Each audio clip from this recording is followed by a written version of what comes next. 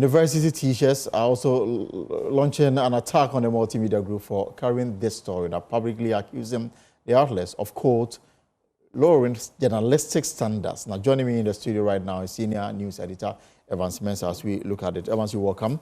So let me just go through what they said. They said the multimedia group is gradually developing a penchant for misrepresenting things about the University of Ghana. A similar case in point is a report on medallion for graduating students where it alleged that some 11 million cedis had been collected by the university to provide medallion and then scroll holders to graduate students, but failed to do so, which has turned out to be false. And they think that we are after them. I mean, what will be your response to the group's reportage on the Auditor-General's report?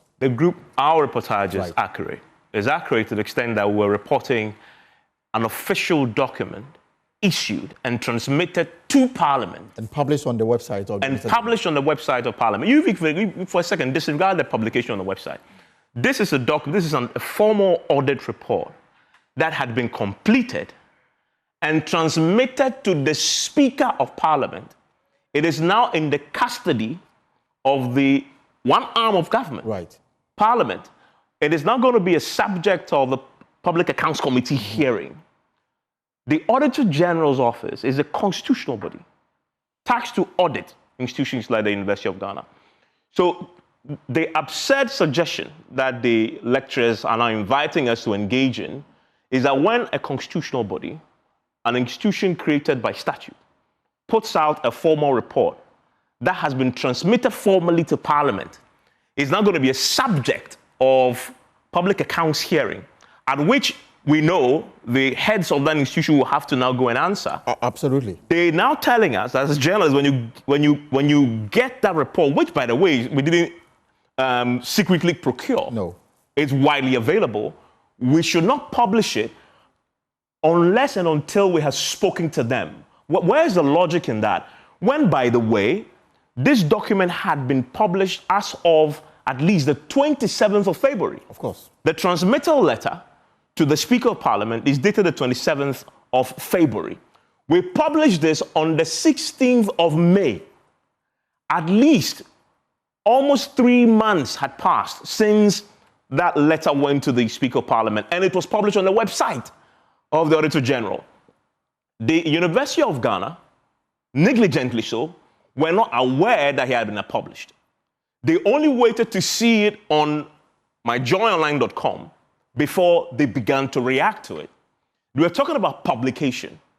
The basic understanding of what publication is once you put out a document to third parties, you published it. It was on the website of the audit service. If the university really cared about its reputation, as they now claiming they do, and they have issued a statement last week, the university management itself did. Now UTAG is now responding to it.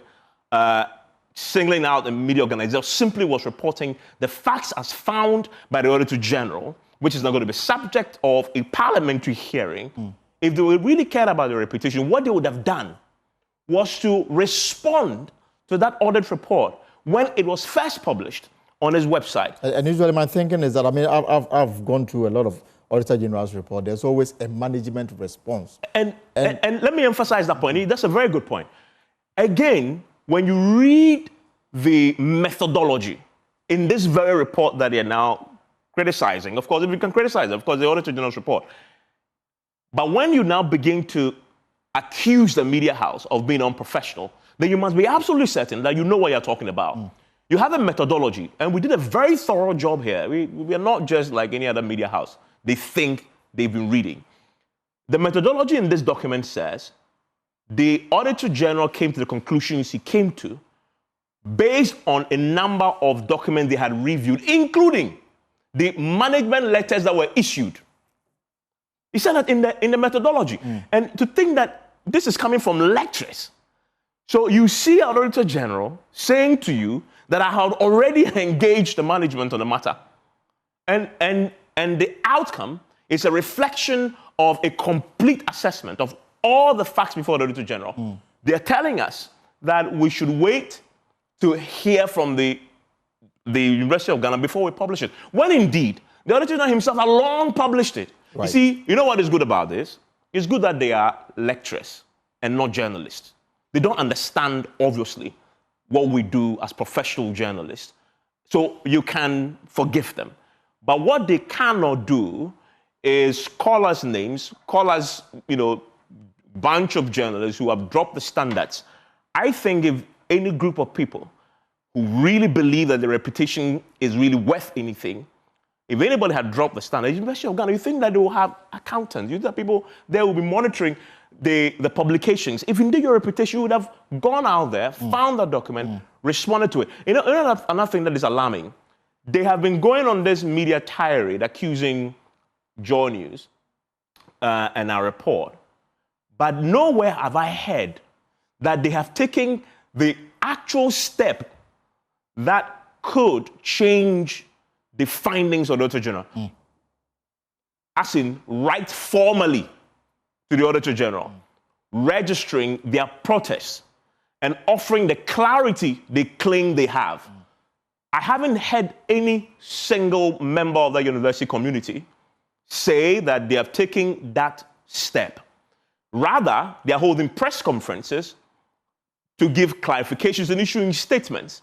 That doesn't really go to the heart of trying to clarify. But a few fundamental questions must be asked because they questioned our report. Did the Auditor-General, which is a constitutional legal body, find that the University of Ghana overstated its compensation by 59.24 million cedis? Yes. As far as the document is concerned, that is factual. Absolutely. Until the Public Accounts Committee looks into the matter, hears it, and discounts the findings, it is the fact. And nothing that the University of Ghana says right now will change what has been put in an audit document transmitted to Parliament, other than to offer clarification. And indeed, they have what they claim to be clarifications. And their quarrel, Elting, is really with the Auditor-General. Yeah, they are demanding for his resignation. Yes, that is their business. Their quarrel is with the Auditor-General and not with the journalist that simply reported the document that had been published by the Auditor-General. It is not with that journalist. So for them to take very cheap shots at my colleague and at this media house that is absolutely professional, it's very unfortunate. And then they also mentioned, for example, that this is not the first time. They come to the conclusion that perhaps there's an agenda within the multimedia group to run down the university. Is there something like that? Oh, absolutely not. Why would we have an agenda against the University of Ghana? We will absolutely not have one. And this is a clear case that proves the point that we have no agenda. We did not manufacture one single fact in the report that we put out. They have not disputed the facts that we put out, as in the facts that had been produced in a certified, finalized audit report by the Auditor-General and transmitted to the Speaker of Parliament. So where is the agenda? We're simply reporting a document produced by another state agency. How is that part of a conspiracy? We did not originate and produce the facts in the document. We did not do that. We simply were reporting the facts as they found it. And also because if you look at the original statement, the first statement that came from the University of Ghana, they say that the Auditor-General misunderstood and did not create the distinction between what they call the IGF payroll and the Government of Ghana payroll, and that they put all together. And that is why they came to the conclusion they came to in the audit report. But until that distinction is created, it is the report. And we can simply report what the Auditor-General had put out. If you had any clarifications, they should have been more proactive in responding to the publication I was done originally by the Auditor-General on the 27th of February 2025. So I honestly do not see the point of the university in coming at us. You claim, first of all, is it factual that they paid the salaries of staff that they had hired outside what the Government of Ghana had given them clearance for? The answer is yes. Right. Why did they do that? They have an explanation for it.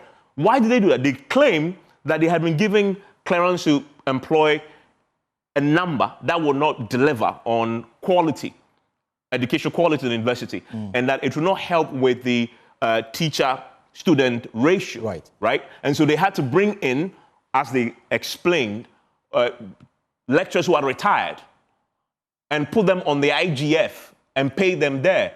And the Auditor-General audited it and put them together and reported it as being disallowed and savings made because they had overstated what the government of Ghana had given them clearance to employ. That is the Auditor-General's finding, and that is what we simply reported. So where have we gone wrong? But I come back to the point I made earlier. The only good thing about this is that the individuals speaking, both the university management, I don't know who signed it, and the lecturers. The lecturers, the union, they are not journalists. So we can pardon, they don't understand the way we operate.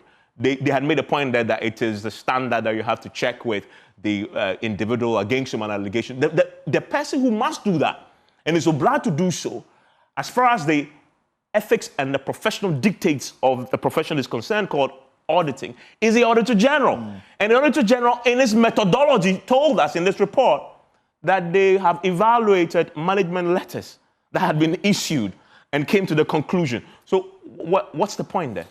Of course, so the entire report is on the website of the Auditor-General. You can go out there and have a look at it yourself. We only reported what the Auditor-General put out there, transmitted to the Speaker of Parliament, inviting the Public Accounts Committee to probe further into the matter. Nothing that we reported came from our head. It came from the Auditor-General's report put together after perusing whatever information that were available to them. But Evan, thank you so much for coming through. And then let me also say that at some point, the day after this publication was made, the University of Ghana had their say on this particular matter, as reported by JoyNews on JoyNews Prime. So, and that to be emphasized, it is not true that we didn't give them a hearing. Right. We actually hosted them on Joy Prime. At what point on that particular show, one of the operatives and agents of the university was on the show to respond to the matter. Of course. So what are they saying that we didn't even give them a hearing on the matter? We did on our platforms. But of course, the University of Ghana wouldn't know, would they? Of course.